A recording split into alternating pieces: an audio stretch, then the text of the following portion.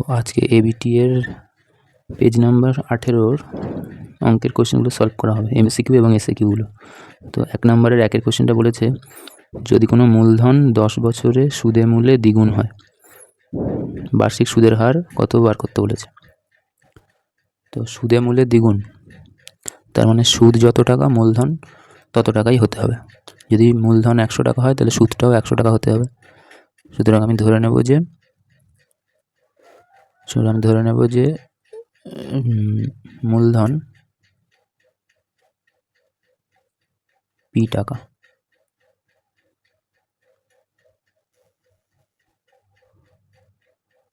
তাহলে সুদ হতে হবে পি টাকা, না হলে সুদে মূলের দ্বিগুণ হবে না। আর সুদের হার R%। সময় বলেছে 10 বছর, সুতরাং সময় 10 বছর। এখন আমরা জানি যে সূত্র হলো সুদ, অর্থাৎ I = P/T/100। তো I মানে এখানে সুদ মানে P, মূলধন P, R মানে R ধরেছি, আর T মানে সময় 10 বছর বাই 100।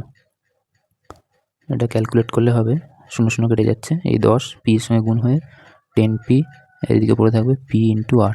তো P ক্যান্সেল হয়ে গেলে R = 10%। আমাদের প্রথম কোশ্চেনের উত্তর 10%। 2 নম্বর কোশ্চেনটা পড়ে নেব। ax² + bx + c = 0 সমীকরণের বীজদ্বয় সমান। সমীকরণের বীজদ্বয়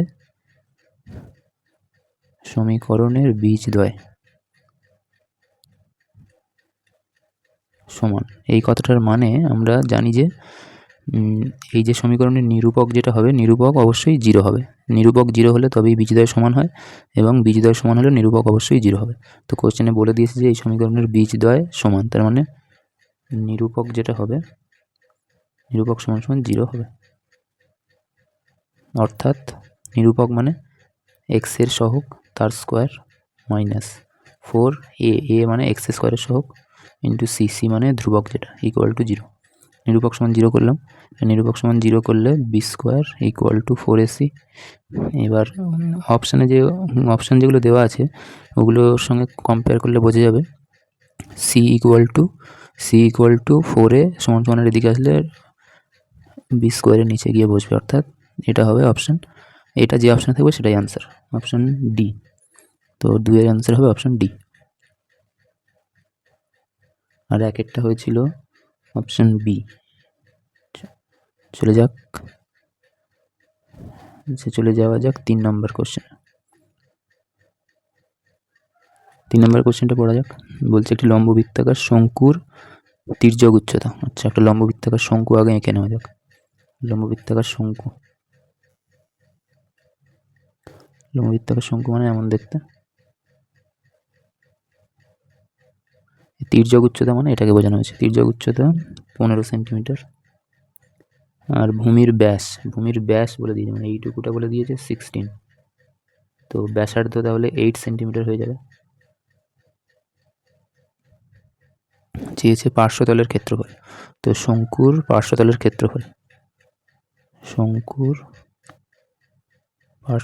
ক্ষেত্রফল, এর সূত্র আমরা কি জানি, π/l। তো পাই মানে 22/7, আর মানে ব্যাসার্ধ অর্থাৎ 8 সেন্টিমিটার, এল মানে 15। তো এটা সলভ করলে অ্যান্সার বেরিয়ে যাবে, কিন্তু অপশানগুলোতে দেখা যাচ্ছে যে পাইটাকে রেখে দিয়েছে, তার মানে পাইয়ের ভ্যালু বসানোর দরকার নেই। পাইটাকে পাই রেখে দিলাম, আর 8 15 এবং 120, সুতরাং উত্তর হয়ে যাবে 120 পাই বর্গ সেন্টিমিটার। সুতরাং অপশান সি হবে এর অ্যান্সার। আচ্ছা, 4 নম্বর কোশ্চেনে চলে যাওয়া যাক। 4 নম্বর কোশ্চেনটা বলেছে 2 cos 3θ = 1 হলে থিটার মান কত হবে। তো 2 cos 3θ = 1, এটা থেকে আমরা করতে পারবো কেমন, cos 3θ = 1/2। 2 এদিকে গুণ হয়েছিল, সমান এদিকে নিয়ে গেলাম, ভাগ হয়ে গেল। এখন এটা লিখতে পারি, দেখা যাক cos 3 theta equal two 1/2 cos কত ডিগ্রির ভ্যালু সেটা আমাদের মনে রাখতে হবে। তো 1/2 হলো cos 60 ডিগ্রির ভ্যালু, সুতরাং 1/2 এর জায়গাতে আমরা লিখে দিলাম cos 60 ডিগ্রি। এরপর লেখা যাবে সমান সমান দুই দিকে cos উঠে গেলে থাকবে 3 থিটা ইকুয়াল টু 60 ডিগ্রি। তো theta equal to 60 degree by 3, সুতরাং 20 ডিগ্রি, থিটার মান 20 ডিগ্রি। তো কোন অপশন আছে? Option C. তো 4-এর অপশন সি। 5 নম্বর কোশ্চেন, কেন্দ্রীয় বৃত্তের একটি বহিস্থ একটি বিন্দু এ এর উপর অঙ্কিত স্পর্শক বৃত্তকে বি বিন্দুতে স্পর্শ করে। আচ্ছা, কেন্দ্রীয় বৃত্তের বাইরে একটা বিন্দু আছে এ, এই বিন্দু থেকে বৃত্তের উপর একটা স্পর্শক অঙ্কন করা হয়েছে, ধরে নেওয়া যাক এরকম, এটা হচ্ছে এ বিন্দু। যে বিন্দুতে স্পর্শক অঙ্কন করা হয়েছে সেটাকে বি নাম দেওয়া হয়েছে, তারপর ও এ ও বি যুক্ত করে দেওয়া হয়েছে। আর কোশ্চেনে বলে দিয়েছে ও বি ইকুয়াল টু 5, মানে ব্যাসার্ধ 5 বলে বোঝা যাচ্ছে। ও এ 13 সেন্টিমিটার, ও এ এটা দেওয়া আছে 13 সেন্টিমিটার। তো এ বির মান বার করতে বলেছে। এবার আমাদের একটা কথা মনে রাখতে হবে যে কোনো বৃত্তের ব্যাসার্ধ এবং স্পর্শক সর্বদা 90 ডিগ্রি কোণ করে। তো 90 ডিগ্রি কোণ করলে ও ত্রিভুজ ও এ বি একটি সমকোণী ত্রিভুজ হবে। আর যদি সমকোণী ত্রিভুজ হয় তাহলে সমকোণ অর্থাৎ 90 ডিগ্রির বিপরীত বাহুটা অতিভুজ। তার মানে আমরা পিথাগোরাসের উপপাদ্য থেকে বলতে পারবো কি, এই সমকোণী ত্রিভুজের ক্ষেত্রে অতিভুজ অর্থাৎ ও এ স্কোয়ার ইকুয়াল টু লম্ব স্কোয়ার প্লাস ভূমি স্কোয়ার, সুতরাং ও B square plus A B square. এটা পিথাগোরাসের উপপাদ্য থেকে আমরা কাজে লাগালাম। সমকোণী ত্রিভুজের ক্ষেত্রে অতিভুজের স্কোয়ার সমান লম্ব স্কোয়ার প্লাস ভূমি স্কোয়ার। এবার ও এ স্কোয়ার মানে হচ্ছে 13 স্কোয়ার, ও বি স্কোয়ার মানে 5 square, R A B square. এ বির মান বার করতে বলেছে, সুতরাং এটা এরকমই থাকবে। 13 স্কোয়ার মানে হলো 169, 5 স্কোয়ার মানে 25 ইকুয়াল টু এই প্লাস এ বি স্কোয়ার। তো এটা ক্যালকুলেট করলে A B square equal two 25 169-এর দিকে আসলে মাইনাস হয়ে যাবে, হয়ে 144। তো এ বি ইকুয়াল টু হয়ে যাবে √144। এটা থেকে বলতে পারি এ বি সমান 12 সেন্টিমিটার। এ বি সমান 12 সেন্টিমিটার হলো কোন অপশন? Option A. তো 5-এর হয়ে যাবে অপশন এ। এবার চলে যাবো 6 নম্বর কোশ্চেনে। তো 6 নম্বর কোশ্চেনটা পড়ে দেখা যাক। বলেছে 30 34 35 36 37 38 39 তথ্যগুলি থেকে 35 বাদ দেওয়া হলে মধ্যমা কত বৃদ্ধি পাবে? অর্থাৎ এই অবস্থায় আমাদেরকে আগে মধ্যমা বার করে নিতে হবে। এই অবস্থায় মধ্যমা বার করার নিয়ম হলো আগে দেখতে হবে সংখ্যাগুলো ছোট থেকে বড় সাজানো আছে কিনা। অলরেডি এখানে সাজানো আছে, তাহলে দেখতে হবে কটা সংখ্যা আছে, 1 2 3 4 5 6 7, অর্থাৎ বিজোড় সংখ্যক সংখ্যা আছে। বিজোড় সংখ্যক সংখ্যা থাকলে 7টা সংখ্যা আছে, তো 7-এর সঙ্গে 1 যোগ করলে হবে 8, 8কে 2 দিয়ে ভাগ করলে হবে 4। তার মানে এই সংখ্যাগুলোর মধ্যে 4 নম্বর সংখ্যাটাই হবে মধ্যমা, অর্থাৎ 1 2 3 4, এই 4 নম্বর সংখ্যাটা হলো মধ্যমা। তো সংখ্যাগুলো যখন সবগুলো রয়েছে, সেই অবস্থায় মধ্যমা বার করলাম, কত পেলাম? 36। এখন কোশ্চেনে বলে দিয়েছে যদি এই সংখ্যা থেকে আমরা 35টাকে বাদ দিয়ে দিই, সুতরাং 35 যদি বাদ দেওয়া হয় তাহলে সংখ্যাগুলো থাকবে কেমন? 34 34 36 37 38 39। তো এখন সংখ্যাগুলো জোড় সংখ্যক সংখ্যা হয়ে গেছে, অর্থাৎ 6টা সংখ্যা হয়ে গেছে। তো 6টা সংখ্যা হলে আমরা কীভাবে মধ্যমা বার করি? 6কে আগে 2 দিয়ে ভাগ করতে হবে, তো 3। তার মানে এই সংখ্যাগুলোর মধ্যে 3 নম্বর সংখ্যা এবং এর পরেরটা অর্থাৎ 4 নম্বর। তো মধ্যমা বার করার নিয়ম হলো 3 নম্বর এবং 4 নম্বর সংখ্যাকে যোগ করে 2 দিয়ে ভাগ করতে হবে। তো এটা উত্তর হবে 36.5। তো 35 যখন ছিল সংখ্যাগুলোতে তখন মধ্যমা বেরিয়েছিল 36, যখন 35কে বাদ দিয়ে দিয়েছি তখন মধ্যমা বেরিয়েছে 36.5। তাহলে মধ্যমার বৃদ্ধি ঘটেছে কত? এটা থেকে এটা বিয়োগ করলেই হয়ে যাবে, উত্তরটা হবে 0.5। অপশন ডি হলো এটার অ্যান্সার। আশা করছি বোঝা গেছে। এবার 2-এর দাগের কোশ্চেনগুলো আসা যাক, অর্থাৎ 2-এর দাগের শূন্যস্থান পূরণ। 2-এর দাগের 1-এর কোশ্চেনটা বলেছে যে 2p টাকা, মানে আসল এখানে 2p, সময়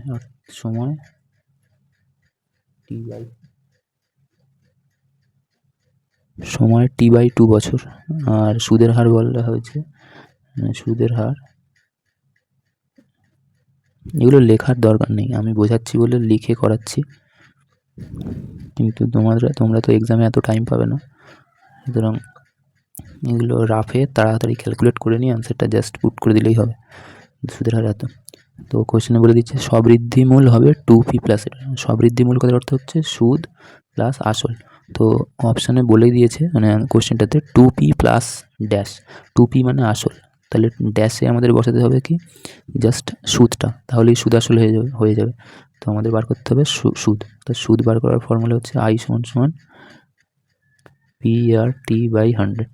তো p মানে আসল অর্থাৎ 2p, আর মানে সুদের হার বলে দিয়েছে 2r/3 ইন্টু টি মানে t/2, আর পার্সেন্টেজ সাইনের জন্য নিচে 100 বসে, সেই 100ই এর কাটাকুটি করে দিতে হবে, 2 কেটে যাবে, 2 এর সঙ্গে 100 কাটলে 50, তো থাকবে হচ্ছে p ইন্টু t/150। তাহলে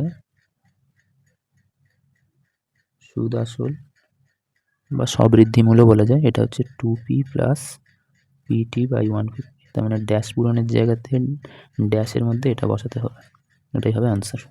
আশা করছি বোঝা গেছে। 2 নম্বরে চলে যাওয়া যাক। 2 নম্বর কোশ্চেনটা বলছে একটি দ্বিঘাত সমীকরণের দুটি বীজই এক, তাহলে সমীকরণটি কেমন হবে? আমরা জানি কোনো দ্বিঘাত সমীকরণে যদি দুটো বীজ আলফা বিটা হয় তাহলে সমীকরণটি কেমন হবে? সমীকরণটি হবে x² minus alpha plus beta into x plus alpha into beta equal to 0।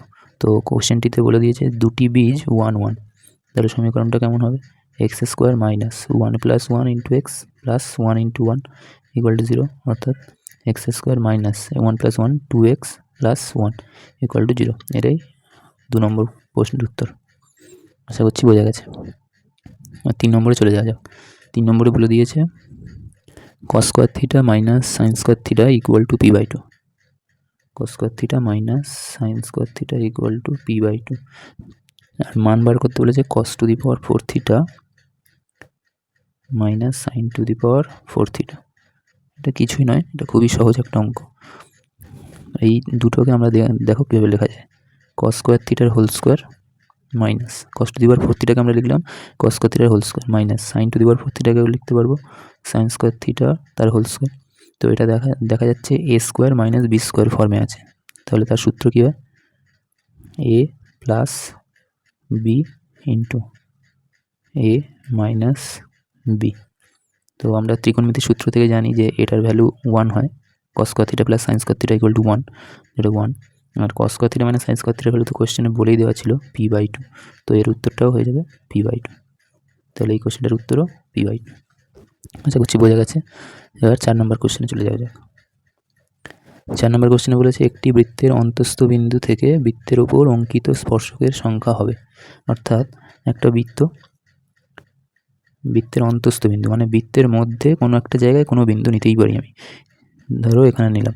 তো এই বিন্দু থেকে বৃত্তের গায়ে কোনো স্পর্শক কি অঙ্কন করা সম্ভব? যেদিকেই তুমি লাইন ড্র করো না কেন, কোনো কি স্পর্শক তৈরি হবে?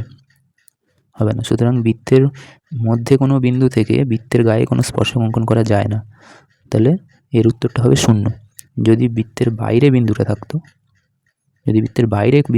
তাহলে বহিস্থ বিন্দু থেকে বৃত্তের গায়ে আমরা সর্বোচ্চ দুটো স্পর্শক অঙ্কন করতে পারি। এই একটা স্পর্শক, ধরা যাক এটা একটা স্পর্শক, ছবিটা একটু খারাপ হয়েছে, আর এটা একটা স্পর্শক। বহিস্থ বিন্দু থেকে আমরা দুটো স্পর্শক অঙ্কন করতে পারি, কিন্তু অন্তস্থ বিন্দু থেকে কোনো স্পর্শক অঙ্কন করা যাবে না। অর্থাৎ অন্তস্থ বিন্দু থেকে বৃত্তের গায়ে অঙ্কিত স্পর্শকের সংখ্যা 0, কিন্তু বহিস্থ বিন্দু থেকে বৃত্তের গায়ে অঙ্কিত স্পর্শকের সংখ্যা 2। আশা করছি বোঝা গেছে।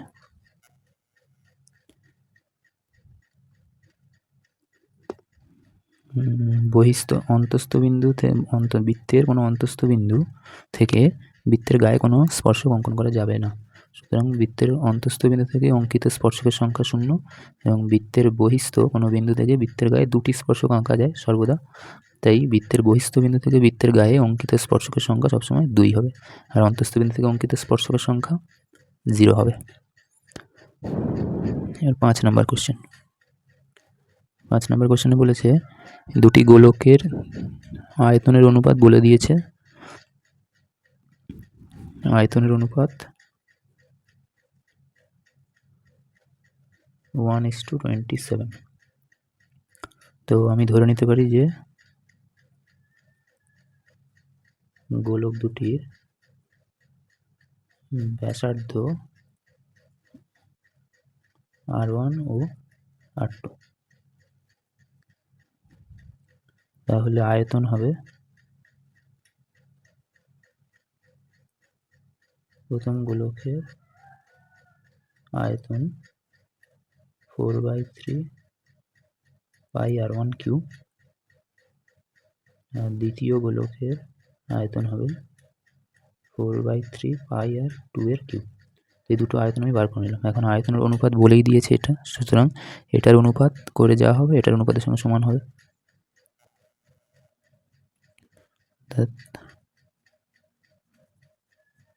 শর্তানুসারে 4/3 pi R1 cube is to 4/3 pi R2 cube, এটা সমান সমান 1:27। এটাকে কাটাকুটি করলে 4/3 পাই কেটে যাবে, পরে থাকবে R1 cube is to R2 cube equal to 1:27। এটাকে লেখা যায় R1/R2 তার হোল কিউব ইকুয়াল টু 1/3 তার হোল কিউব। দুই দিকে হোল কিউব ক্যান্সেল হয়ে গেলে পড়ে থাকবে R1/R2 equal to 1/3। R1:R2 equal to 1:3, অর্থাৎ প্রথম গোলকের ব্যাসার্ধ ও দ্বিতীয় গোলকের ব্যাসার্ধের অনুপাত 1:3, মানে প্রথম গোলকের ব্যাসার্ধ যদি x হয়, দ্বিতীয় গোলকের ব্যাসার্ধ হবে 3x। বোঝা গেছে, যেহেতু ব্যাসার্ধের অনুপাত 1:3, তাহলে প্রথম গোলকের ব্যাসার্ধ 1x আর দ্বিতীয় গোলকের ব্যাসার্ধ হবে 3x। এখন কোশ্চেনটিতে বলেছে এদের বক্রতলের অনুপাত। তো প্রথম গোলকের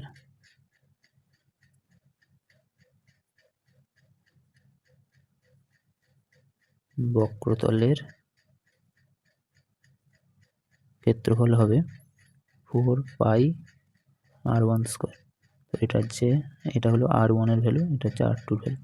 R1 মানে 4 পাই, R1 মানে x স্কোয়ার। একই রকমভাবে দ্বিতীয় গোলকের বক্রতলের ক্ষেত্রফল হবে 4 পাই R2 স্কোয়ার, অর্থাৎ 4 পাই R2 মানে 3x এর হোল স্কোয়ার। সুতরাং এদের অনুপাত বার করতে বলেছে, তাহলে অনুপাতটা হবে 4 pi x square is to 4 pi 3x এর হোল স্কোয়ার। এদিকে 4 pi cancel, x square equal to 9x square. তো এটা এক্স স্কোয়ার ক্যান্সেল হয়ে গেলে 1:9, এটা হচ্ছে অ্যান্সার। এবার মনে হতে পারে যেটা তো ড্যাশ পূরণের অঙ্ক, তাহলে এত ক্যালকুলেট করে তারপর আমরা অ্যান্সারটা বলবো। উত্তরটা হচ্ছে না, এটা একটা শর্ট ট্রিক আছে। শর্ট ট্রিক হচ্ছে, এটা যদি মনে রাখতে পারো তাহলে খুব তাড়াতাড়ি অঙ্কটা হয়ে যাবে। দেখো ট্রিকটা বলছি, শোনো। আমরা জানি আয়তন মানে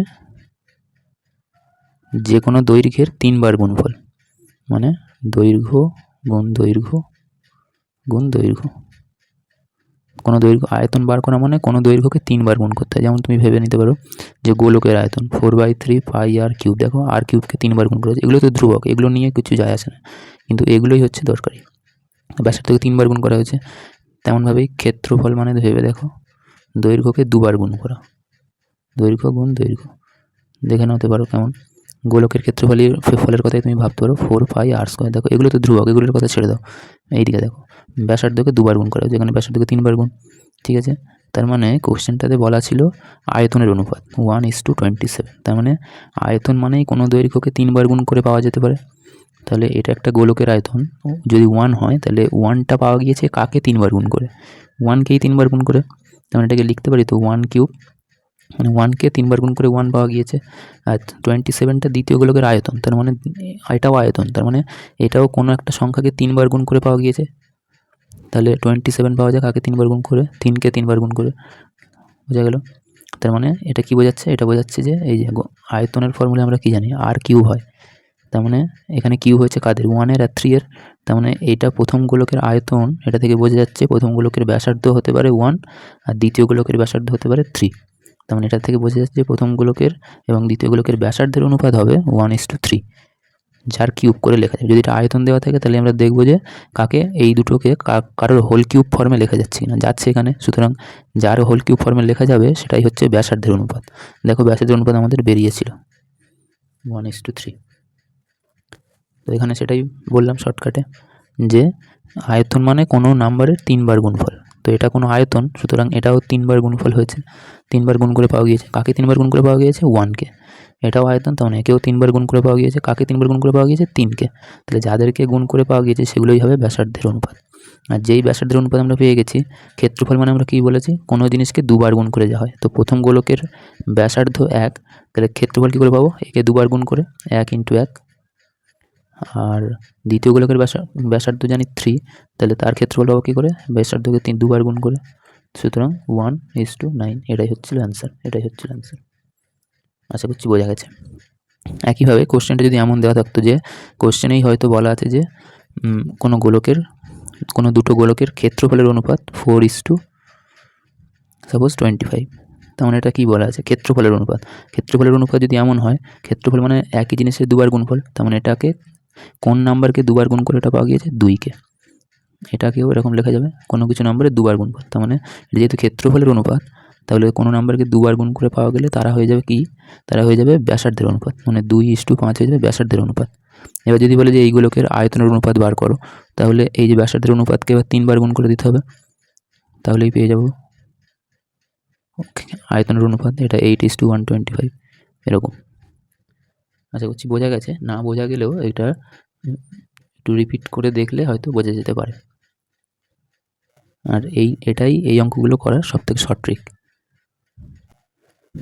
আচ্ছা, এরপরে চলে যাওয়া যাক 2-এর 6 নম্বর কোশ্চেনে। 6 নম্বর কোশ্চেনটা খুবই ইজি। বলেছে গড়, মধ্যমা ও সংখ্যাগুরু মান হলো ড্যাশ প্রবণতার পরিমাপক। তো আমরা রাশিবিজ্ঞান চ্যাপ্টারের প্রথম পেজেই লেখা আছে এই কথাটা, যে গড়, মধ্যমা, সংখ্যাগুরু মান হলো কেন্দ্রীয় প্রবণতার পরিমাপক। তো এটা লিখছি না, তোমরা ওই চ্যাপ্টার থেকেই পেয়ে যাবে এটা। তো এবার 3-এর কোশ্চেনগুলো চলে আসা যাক। 3-এর সত্য মিথ্যা। সত্য মিথ্যার 1 নম্বর কি বলছে দেখা যাক। 1 নম্বর কোশ্চেনে বলছে, যদি ব্যবসায় এ এর মূলধন 1200 টাকা, মানে এ এর মূলধন 1200 টাকা, আর বি এর লভ্যাংশ 100 এবং এ এর লভ্যাংশ 180 টাকা। যদি মোট লাভ 300 টাকা হয়, তবে বি এর মূলধনের পরিমাণ 800 টাকা হবে। এই কথাটা সত্য না মিথ্যা আমাদেরকে যাচাই করতে হবে। তো আমি এটা সহজে করার নিয়ম দেখো, যে এ এর মূলধন বলে দিয়েছে 1200 টাকা। যদি বি এর মূলধন আমি 800 টাকা ধরে নিয়ে অঙ্কটা করে দেখি, তাহলে এ এর যে লভ্যাংশ আছে সেটা 180 টাকা যদি আনতে পারি, তার মানে অঙ্কটা ঠিকই আছে। দেখা যাক, এটা কাটাকুটি করলে পাবো 3:2। তো এ আর বি এর মূলধনের অনুপাত হলো 3:2। আর মূলধনের অনুপাতেই এ বি এরা নিজেরা লাভের টাকাটাকে এই অনুপাতে নিজেদের মধ্যে ভাগ করে নেবে। তো মোট লাভ হয়েছে বলে দিয়েছে যে 300 টাকা। তো 300 টাকার মধ্যে এ লাভের কত অংশ পাবে? 3 বাই এদের যোগফল 5। তো এটা কাটাকুটি করলে 5 × 6 = 30, 60। তার মানে 3 × 60 = 180। তার মানে এ পাবে 180 টাকা। তার মানে এ এর মূলধন 1200 টাকা আর বি এর মূলধন 800 টাকা হলে, আর 300 টাকা যদি লাভ হয়, তাহলে এ লাভের 180 টাকা পাবে। এবং কোশ্চেনে সেটা বলেই দিয়েছে যে এ লাভের 180 টাকা পাবে, সুতরাং ঠিক 180 বেরিয়েছে। তাহলে এই স্টেটমেন্টটা সত্য, তার মানে এই প্রশ্নটা সত্য হবে।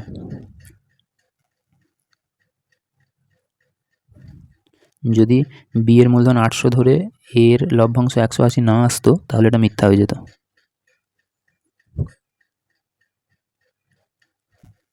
3-এর 2 নম্বর কোশ্চেন।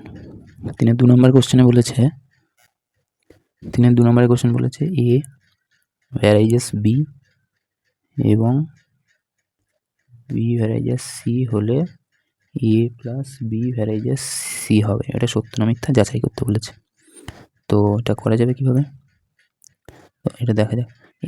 এ ভ্যারাইজেস বি মানে আমরা বলতে পারি কি, এ = K1 × বি আর বি = K2 × সি, যেখানে K1 K2 এগুলো সব কি নন জিরো ধ্রুবক লিখে দিলাম। এবার দেখো B1 এর মান এই দুটো সম্পর্কের মধ্যে দেখো কমন আছে কি বি, তাহলে এখান থেকে বি এর মানটা বার করে নিয়ে এখানে বসাতে পারি। তাহলে বসিয়ে দিলে কি পাওয়া যাবে দেখো, এ = K1 আর বি এর মান হচ্ছে K2C, তাহলে K2C, তাহলে এটা এ এর মান পেয়ে গেলাম আর এটা বি এর মান পাওয়া আছে। এবার এ প্লাস বি এর সঙ্গে সি এর সরলভেদ দেখাতে বলেছে।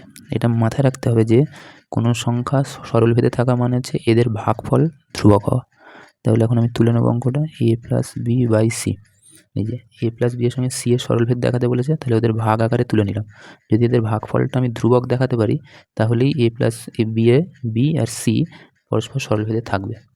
তো আমি ভাগফল আকারে তুলে নিলাম।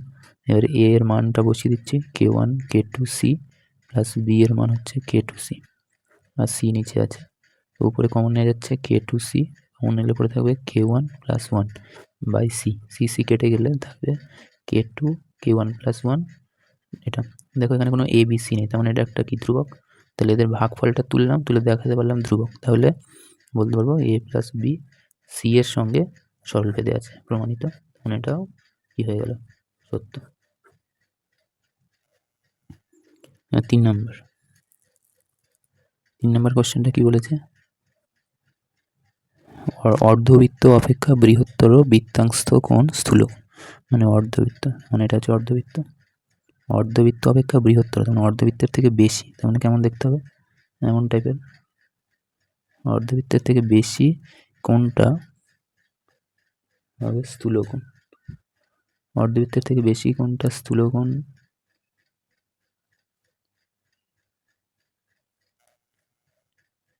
অর্ধবৃত্ত অপেক্ষা বৃহত্তর বৃত্তাংশ কোণটা হবে সূক্ষ্মকোণ, এটা হচ্ছে সূক্ষ্মকোণ। এটা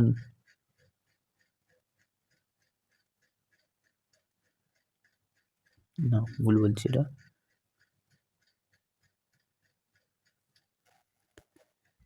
অর্ধবৃত্ত অপেক্ষা বৃহত্তর বৃত্তাংশস্থ কোণ হচ্ছে স্থূলকোণ, হবে না। স্থূলকোণ মানে তো 90 ডিগ্রি, 180 ডিগ্রির থেকে ছোট, কিন্তু 90 ডিগ্রির থেকে বড়। কিন্তু এই কোণটা কি 180 ডিগ্রির থেকে ছোট বলে মনে হচ্ছে, এটা তো 180 ডিগ্রির থেকে বেশি। তাহলে এটা অর্ধবৃত্তাংশস্থ কোণ স্থূলকোণ হবে না, এটা মিথ্যা হবে। আচ্ছা, এর পরেরটা 4 নম্বরে বলেছে একটি ত্রিভুজের 3টি বাহুর দৈর্ঘ্য কী কী বলে দিয়েছে, সাইন থিটা, কস থিটা আর 1। তো এটা একটা সমকোণী ত্রিভুজ হবে কিনা জানতে চেয়েছে। তাহলে আমরা জানি কোনো ত্রিভুজের বাহুর দৈর্ঘ্য 3টে জানা থাকলে সেই 3টে বাহু দিয়ে আমরা কি করে বলতে পারবো সেটা সমকোণী ত্রিভুজ হবে কিনা। তার একটা নিয়ম হচ্ছে, ধরো আমি এটা বলছি 3, 4 আর 5 একটি ত্রিভুজের 3টি বাহুর দৈর্ঘ্য। তো এটা কি সমকোণী ত্রিভুজের বাহুর দৈর্ঘ্য হবে? যদি হয় তাহলে তার নিয়মটা কি, নিয়মটা হচ্ছে বড় যে বাহুটা থাকবে বা যে কোনো দুটো বাহুকে স্কোয়ার করে যোগ করলে 3 নম্বর বাহুর স্কোয়ারের সঙ্গে সমান হলেই তবে বলতে পারবো। অর্থাৎ 3 স্কোয়ার প্লাস 4 স্কোয়ার করলে হবে 9 প্লাস 16 ইকুয়াল টু 25। তো 25টা এই 3 নম্বর বাহুকে স্কোয়ার করলেই পাওয়া যাচ্ছে। তার মানে যে কোনো দুটো বাহুর স্কোয়ারের যোগফল যদি 3 নম্বর বাহুর স্কোয়ারের সঙ্গে সমান হয় তাহলে সেটা সমকোণী ত্রিভুজের বাহুকে বোঝায়। তো এখানে আমরা জানি কি ত্রিকোণমিতির সূত্র থেকে sine square theta plus cos square theta, মানে এই দুটো বাহুকে স্কোয়ার করে যোগ করলাম, এর ভ্যালু কত হয় আমরা জানি 1। তো এটাকে 3 নম্বর বাহুর স্কোয়ারের সঙ্গে সমান লেখা যাচ্ছে নিশ্চয়ই। তার মানে দুটো বাহুকে স্কোয়ার করে যোগ করলাম, 3 নম্বর বাহুর স্কোয়ারের সঙ্গে সমান হয়ে গেল। তাহলে এই 3টে বাহু নিশ্চয়ই সমকোণী ত্রিভুজের বাহুকে নির্দেশ করে, সুতরাং এটা একটা সত্য।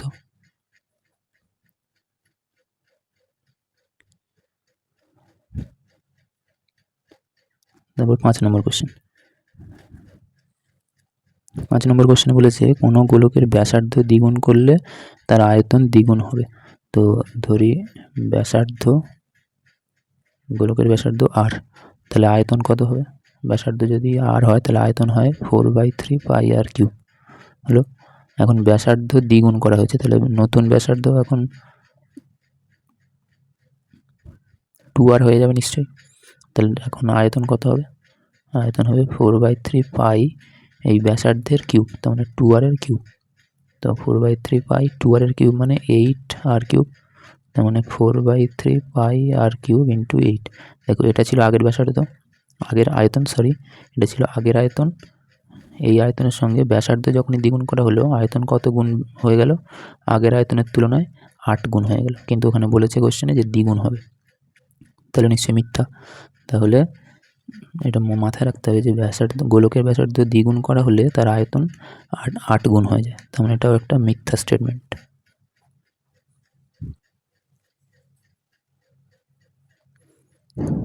তারপর 6 নম্বর কোশ্চেনটা বলেছে একটি পরিসংখ্যা বিভাজনের একাধিক সংখ্যাগুলো মান থাকতে পারে। এটা সত্য। কেন? মানে আমি দুটো এক্সাম্পল দিচ্ছি, দেখো বুঝতে পারবে। যে 2, 3, 5, 5, 7 এই তথ্যের সংখ্যাগুলো মান কত হবে? সংখ্যাগুলো মান কত হবে? সংখ্যাগুলো মান মানে এই তথ্যে যে সংখ্যাটা বেশিবার রিপিট করেছে। তো 5টা বেশিবার রিপিট করেছে, 2বার, বাকি সবাই 1বার করে আছে। তাহলে এই তথ্যের সংখ্যাগুলো মান হলো 5। কিন্তু তথ্যটা যদি এমন দিয়ে দিই,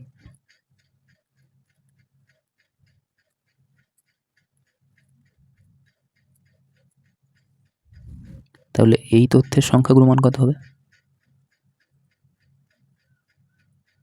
এই তথ্যের সংখ্যাগুলো মান কে বেশিবার রিপিট করেছে? 2। 2 কতবার রিপিট করেছে? 3বার। 5 কতবার রিপিট করেছে? 3বার। তাহলে সংখ্যাগুলো মান কাকে নেব আমি? 2কে না 5কে? তাহলে 2ও হতে পারে অথবা 5ও হতে পারে। তাহলে একই তথ্যের একাধিক সংখ্যাগুলো মান সম্ভব। সুতরাং এই স্টেটমেন্টটাও সত্য স্টেটমেন্ট। তাহলে এটা একটা সত্য। আশা করছি বোঝা গেছে। এবার পরের ভিডিওতে আমি এই যে এসএকিউ অর্থাৎ 2 নম্বরের যে কোশ্চেনগুলো, মানে 4-এর দাগের যে কোশ্চেনগুলো 2 মার্কসের, সেই কোশ্চেনগুলো নিয়ে আলোচনা করব। Thank you.